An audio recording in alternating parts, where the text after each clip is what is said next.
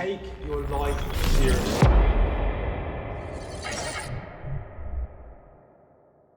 Okay, guys, welcome back to the Beyond Limits podcast. It is 2024. Woo! Boom, boom. It's been a bit of a while since we recorded. We've been busy over Christmas with the family and other stuff. But today we thought we are going to talk a little bit about goal setting.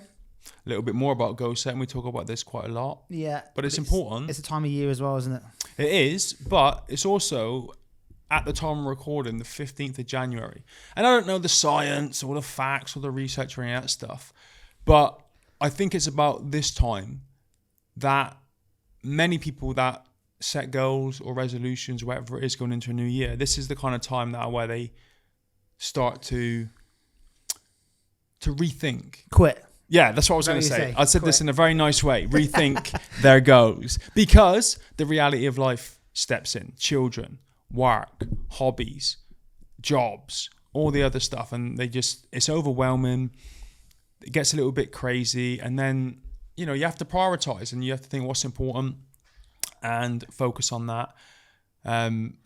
Many challenges like that can be overcome with things we've talked about before, like having positive habits and routines, making a little bit of self-sacrifice. But, each to their own. Not everyone wants to do that kind of stuff, so they just quit and they give up.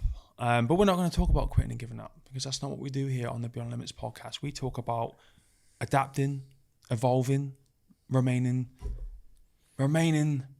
resilient, yet flexible, and carrying on down the path that we're carrying on. So let's talk about our goals. Cool.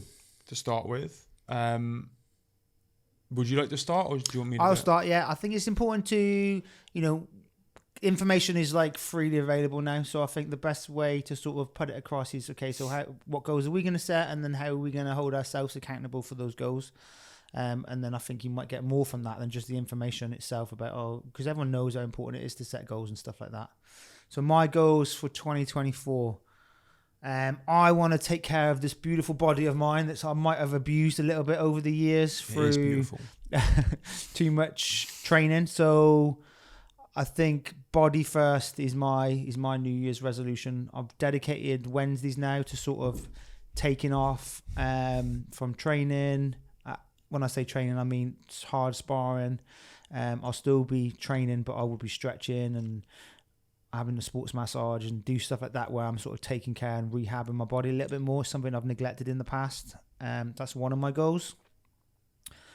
What else am I focused on this year? This year, really, I really want to push hard with other aspects, such as the podcast, and I'm really just getting myself out there a little bit more. I have to take some time off every now and again due to, I like to really focus in when I'm injured on my actual injuries. I want to be a bit more consistent with the stuff that I'm doing and just getting out there a little bit more. I want to start to do a bit more seminars, and I'm thinking about also I'm an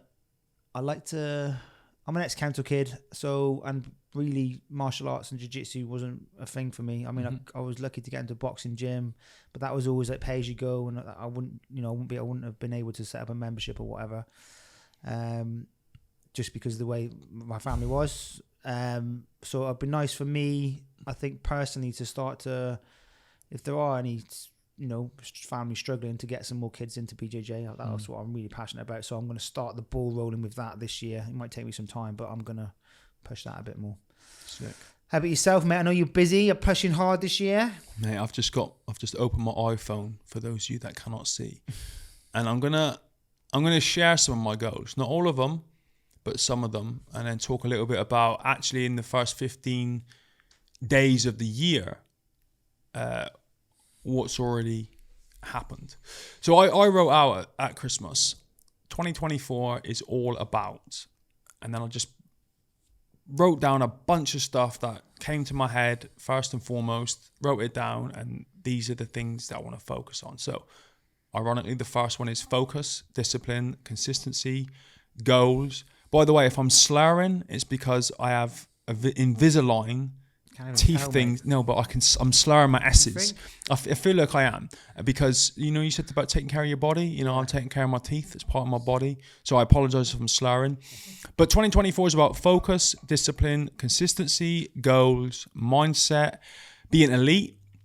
Kaizen, if you don't know what that is, the Japanese philosophy, which means constant and never-ending improvement. Purpose, confidence, education, networking, efficiency, gains, taking more action, systems, outsourcing, building teams, building platforms, marketing, advertising, and PR. A lot of those things I already do and are already part of my life, but I want to take them to the next level. And some of those things, like building platforms, marketing, advertising, PR, are just things I know nothing about. But go to one of the other things I wrote on my list, networking, and that's how we figure all of these things out. So I'll go into a few of my actual goals in a minute, but some of the steps that I've taken already this year, we've got a social media team now. Nice. That are helping to plan, create, and put out there stuff like this, like the podcast and all the other bits of content on my other social media channels.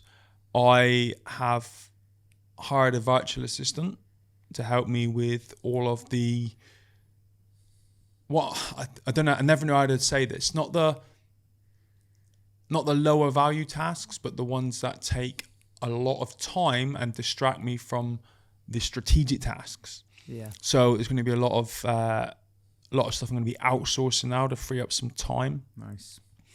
And then I've got a list of brands that I want to work with. I'm not going to name them on here. Yeah, I don't want to jinx it. But there's a couple of brands that I want to work with more closely and potentially become an ambassador for. So that's part of my strategy for this year. I've got some film and TV projects on the go. I wrote down here, disability modeling. Nice. Not because I think that I'm Brad Pitt or anything like that, right? But because I want to do more things to change people's perspective, maybe, on disability, and to raise a bit of awareness on it. Do you know what I mean? So it's not like I want to get out there. Well, I was going to say I'm not on the cover of GQ. I could do that with a bit of photoshopping, but getting out there a bit more, doing some of that smouldering, pouty stuff, getting on magazine covers and stuff like that. I want to get on more podcasts, big name podcasts, and some TV shows. I wrote on here, create my own TV show. Nice. So that was just a kind of random wild card, which would potentially be a long-term goal. But I then took that further and sketched out a bunch of ideas for a TV show. So who knows? That might come to fruition at some point. I've got some creative projects. I want to do some art project. I want to write some articles for a magazine about mindset, mental health, adaptive fitness, that kind of stuff. Nice. I've started my autobiography. I've already banged out 4 chapters in rough format. That's probably going to take me a year. That's something I'm going to be very open and honest and raw about. I'm going to talk about childhood bullying, about and check this out, you youngsters. I'm going to talk about life before the internet. Oh my God. When you had to go to a library, and you had to research and figure things out for yourself before you could just ask your phone to do it all for you. So I wrote here, I want to join a mastermind group. Already done that. We were talking about that earlier. Mm-hmm. That was a hefty financial investment and commitment. It's not a free mastermind group. And the reason I didn't join a free mastermind group is because you get what you pay for. And I wanted value. I wanted to be around people that were further ahead in the game than me, that could give me advice, tips, guidance, mentoring. So I've already dumped a bunch of money into a mastermind group. That this girl here, hire a part-time assistant, done that. Growing my merchandise range. I've got some apps that I'm working on. Project me and you have got going on, but we're not saying too much about that right now. I'm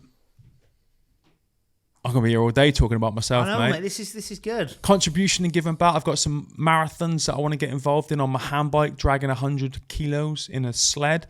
And I want to try and break a world record by pulling a truck. I've got to book a family holiday, one in the UK, one abroad, date nights and regular family activities. Nice. I actually created a bucket list a couple of years ago of some really cool stuff. And I want to try and tick off that bucket list by doing family stuff, if that makes sense. So kind of double tap on my time. Nice. Personal development, I've downloaded 24 books I want to listen to, and I've scheduled in once a month, like you were talking about a detox day, where I just switch off, detox, go and do a bit of self-care, self-maintenance. Nice. I'm just going to rattle through all these. Social media, like, it's ridiculous the amount of stuff I've written down about social media, but I'm growing all my platforms. I want to grow each platform to at least 1 million followers. Boom. So that takes time and luck and hard work and consistency, but we'll get there. I want to win a gold medal for BJJ. Yes. That's your responsibility, by the way. If I don't get it, then I'm coming down on you. You're the coach, man. If you don't make me do that, I'm going to be coming down heavy on you at the end of the year.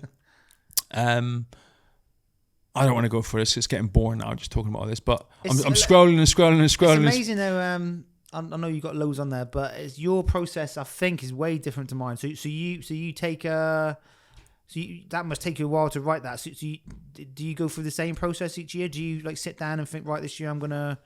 I mean, how does that work? Have you got a way that you do that? Because mine is slightly different to yours. Mate, I do so many different things in so many different areas of my life that sometimes it gets really overwhelming, and I've got a folder in my phone called Brain Dump. Mm-hmm.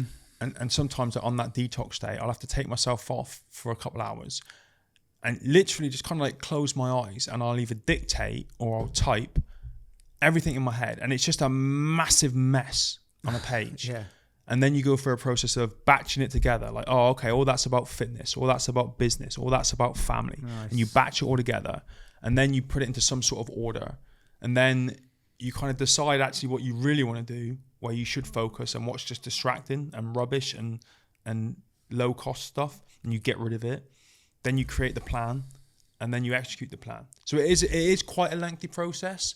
It's quite a cathartic process because my head just gets so full all the time, and I'm always trying to be proactive while being reactive. So I'm trying to plan. But it's hard to plan because you're operational all the time as well. Do you know what I mean? Like this week, we're doing this. I want to do some planning. And then we got to run off to London. And you got to do it. And before you know it, it's Friday. And then you're like a little bit annoyed because you haven't achieved stuff. So this is another thing. This year I need to be a lot more disciplined. I've got to tell a lot more people no. I can't do this. I can't do that. I can't do anything that's going to distract me. I can't do anything that's going to take away from family time. I've got to be brutal with it until we have a team that's big enough to be able to handle more stuff and take more on. Yeah, I think it's very. I think it's a great way of doing it because each, like my goals are more. I wouldn't say they're as concrete, but my goal has probably been the same for about 5 years. It's like prioritize family time, and then to win that black belt world title at some major event. But it doesn't like dictate which event or. When I'm going to do it, where yours is very much like, no, I want to join this group. So it's very black or white. Well, I suppose then you can see if you failed or if you've achieved it or not. So I think, there's just a lot on that. That must be quite a lot to burden yourself with. Do you have to break it down to like stages? Because there's no way you could. That's going to take a long time to achieve a lot of those. Matt, I wasn't even a quarter of it. Like, I do this every year, and it's funny. Do you know what I found? You do have to be, when you're setting goals, quite specific. Yeah, I think that's one of the things on there, isn't it? And you have to so like the mastermind group, for example. No, that's a bad example. I'll talk about that in a minute on the other side of things. But like, there are some things you have to be specific on. Say finances, for example, right? Say you want to earn. Most people say I want to earn more money, more right? money, yeah. But if you go, I want to earn $5,000 a month. Yeah. That's a specific target, and then you can measure that, and if you're on track. If you go, I want to earn more money, and I'll give you an extra penny, you've technically earned more money, right? True. But it ain't going to change your life. So you have to be quite specific in that. But things like the mastermind group, or no, let's talk about your goal, right? Of winning. You said you want to win a gold medal at black belt, but you're not that bothered about what competition it's at, right? Now you could be quite specific. What's the most prestigious event in the BJJ world to win a gold medal at and become a world champion? Well, for me, I suppose Masters division, it would be, there's the Europeans, which is close and easy to get to, and I will be competing at that anyway. There's also the Worlds in Vegas, which I do at most years. But then there's AJP, which is in Abu Dhabi, which I'm trying to get over to this year. And there's also there's stuff like the British as well. They're all good titles, and I'm gonna go there anyway. But yeah, I understand what you're saying. If I was like hyper focused on one tournament, I thought that's the best tournament I could do, I could program my training to it. So it's a little bit different for me, right? But based on my knowledge, if I could enter any BJJ tournament, right, and win a gold medal. But if I said I want to go to Abu Dhabi to the Para Jiu-Jitsu World Championships, compete in this category and win a gold medal, that's a lot more specific, right? Yeah, it is. My options are a lot more limited than yours because I'm disabled and there's less competition out there. But that would be an example of being specific. But then there's quite a lot of power sometimes, I think, in being a bit more vague and open when you go. So like what you said, right? You want a gold medal at black belt, but you're not that bothered about what competition you're going. It's a big international one, yeah. Well, as soon as you said that, I put myself in your position and thought, well, that takes the pressure off. It feels like it takes the pressure off because you're like, all right, so I'll go to one in February. You know, didn't get gold there. That's all right. Cool, because there's another one next month, and there's another one next month, and then you've got a couple of opportunities, right? Yeah. It takes the urgency away from it and a little bit of the discipline away from it, I guess. But it also takes the pressure off it. Yeah, that's because here's the thing, right?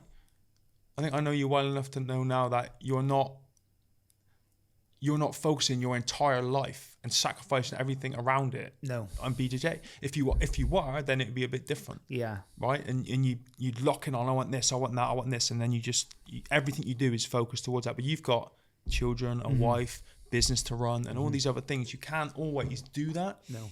So while I think it's great to be specific in certain areas, it's also not a bad idea in some to be a little bit vague. Yeah, I suppose. And I suppose if I went to my other goal, prioritizing my body and saying, well, I'm going to take it one day off, you know, I suppose then if I was a bit more focused in and specific with that, I could say, because really prioritizing my body could be a 20-minute stretch on a Wednesday morning.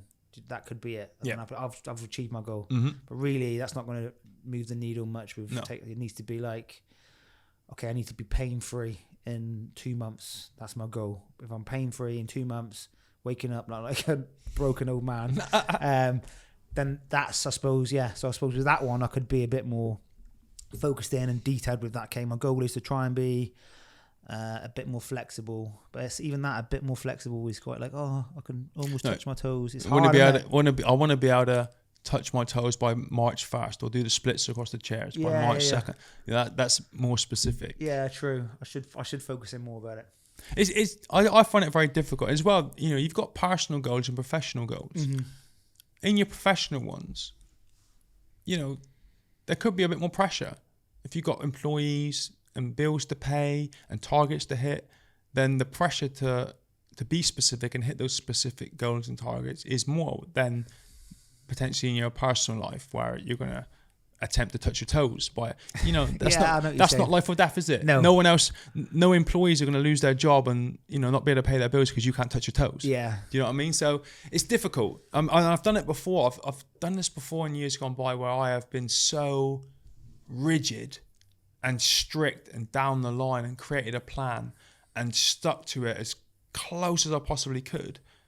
That is miserable, mate. Yeah. There's no fun in the journey, mate. And it's like, and then when you do fail and lose, you take it so badly, and it's just not. I was going to say it's not worth it. In some things, it's not worth it. You've always got to have perspective, and look at the long term and the bigger picture. But you know, ignoring everything that we've just said, the one thing I will say is, I think as human beings, we all should have some sort of goals. Yeah. Because, and anyone listening to this, tell me if you think I'm right or if I'm wrong, but we're at our happiest when we have goals, no matter what they are. You know, I'm not going to rattle off another bunch of examples, but, you know, when you've got something to get up and out of bed for in the morning, something positive to aim towards, something that's going to bring happiness to your life, something that's going to help other people, something that's going to help you grow and do better and be better as a human being, it makes you feel better. I think you're right. I think you know, you've achieved quite a lot in your lifetime so far, and you know, I've achieved a little bit as well. I think sometimes you might hit a hurdle when you've achieved that. I know you move on to like what's next, but Like, how do you not say, okay, I'm done now? That's me. You don't. Yeah, you No, have to keep setting goals. So this is the thing, right? I love talking about this shit. So my overarching goal in life, my purpose in life, is to become what I call the ultimate version of myself. And the beauty of that goal is you can never reach it. Yeah. Because there's always something more that you can achieve. And the further on you get in life, the smaller those improvements become, right? Mm-hmm. But you still got to chase them until, literally the day you die. You know what I mean? You can't ever become perfect. And that, for me, is the reason enough for me to get up every day and just stick to my habits, stick to my routines, push outside my comfort zone, set myself goals, create the plan, take the action, do what I got to do, drive here, drive there, do this, whatever it is. It's just always about just getting better and improving as a person, personally and professionally, and just having fun along the way. Yeah, I think that's important to remember, and it is the fun part, because it can be like it comes with it's a powerful thing to keep setting goals, but then it's like sometimes it's constant that you're like, okay, done that, what's next? Done that, what's next? Done that, what's... And then sometimes because we can all to a certain extent, I feel, push through a lot of stuff, and I reckon we all burn out at some stages, and we all go through that. But it's like you got to enjoy it, because if you go through 5 years, like the last 5 years for me has been insane. If you told me 5 years ago I'd be on a podcast talking to you, or I'd be a black belt in BJJ, or I would have achieved what I've achieved in business or whatever, I would have said, no, you're lying. But it's been hard, and looking back, I think at stages, I've just grizzed it out. I've gone through a few burnout stages where I've burnt out and I've had to have weeks off, and I'm like, I need a week off. I need to just get away from everyone. And I think definitely this going forward is my goal, is to enjoy it a bit more, just to have a bit more time, and just, I'm in a rush to achieve things. But, I've got to stay up till 3 a.m. to do that kind of stuff, and then get up at 6 and have 3 hours kip. No, maybe not. Maybe I can just spend 2 hours on it a day and stuff like that. So I'm going to try and enjoy it as well, because I think that then brings it makes you more happy. It makes you do it for longer. Then if you do it for 15, 20 years, you're going to be further ahead, instead of like trying to have these short bursts where you burst forward, you'll make good improvements, then you'll burn out. Then you burst forward. Whereas if I think you take your time, and you do it for your lifetime, as you said, always set goals and always move forward. It must be, it must be difficult at different stages in life, like retirement and stuff like that. I mean, what do you think about retirement? Would you, because I suppose you're in a position where you could potentially... I could have retired 10 years ago. Yeah. I don't have to work to live. And that's probably a weird thing to say for some people to even hear, because they're like, all they dream of is retirement. Man, honestly, and this isn't a flex, but I could have retired at, I think, 26. Christ. 26 years old, from working, investing in property, in all sorts of things. But I like working. Yeah.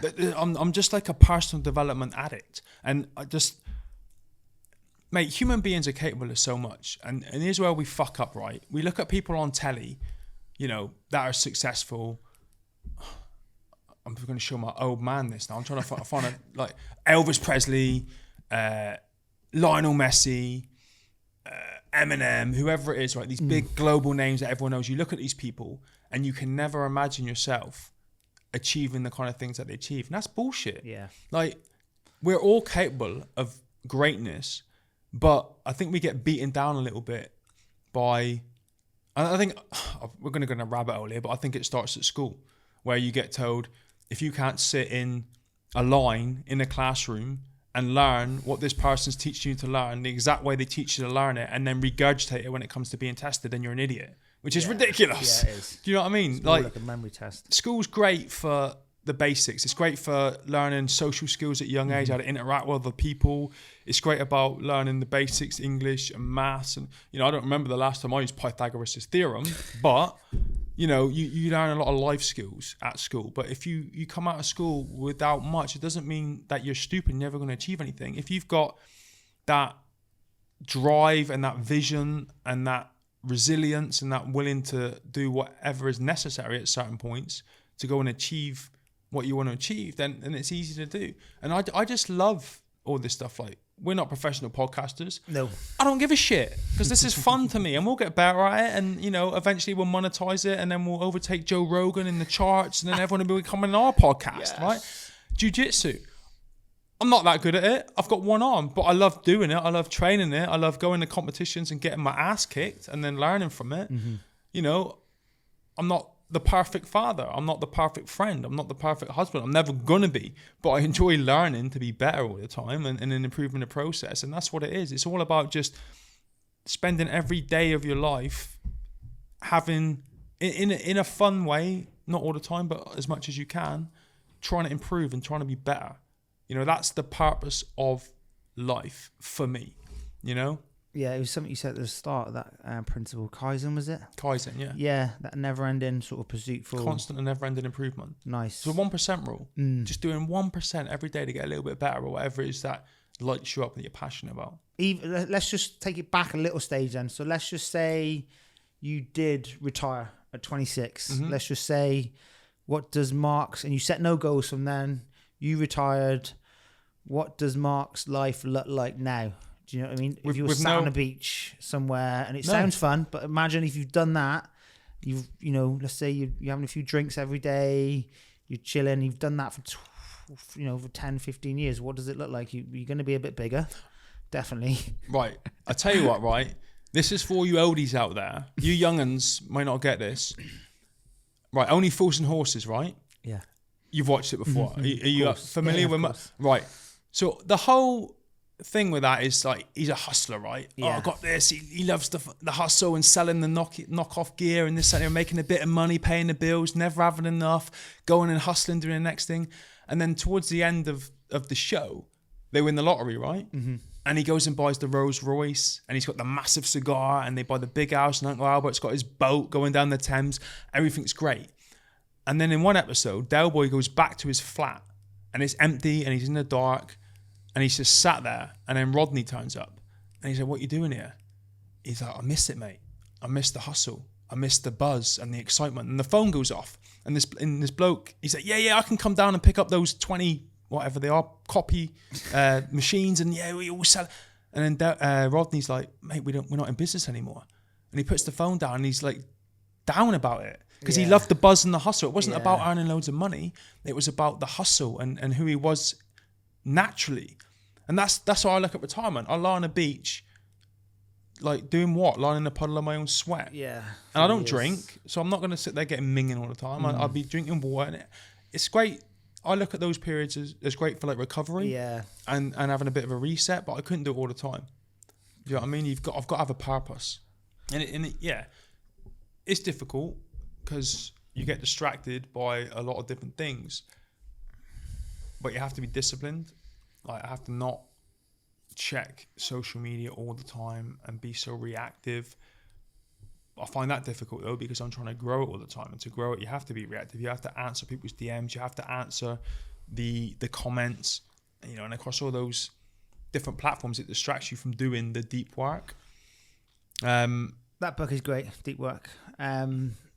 I've been using your strategy as well with the airplane mode. That's been working really well. Answering back, leave it on airplane mode, turn off the Wi-Fi, answering back all the messages, and then turn it on in the morning sometimes. I might answer messages back in the evening, late, and then I might turn it on in the morning, so I'm not keep bouncing back and forth.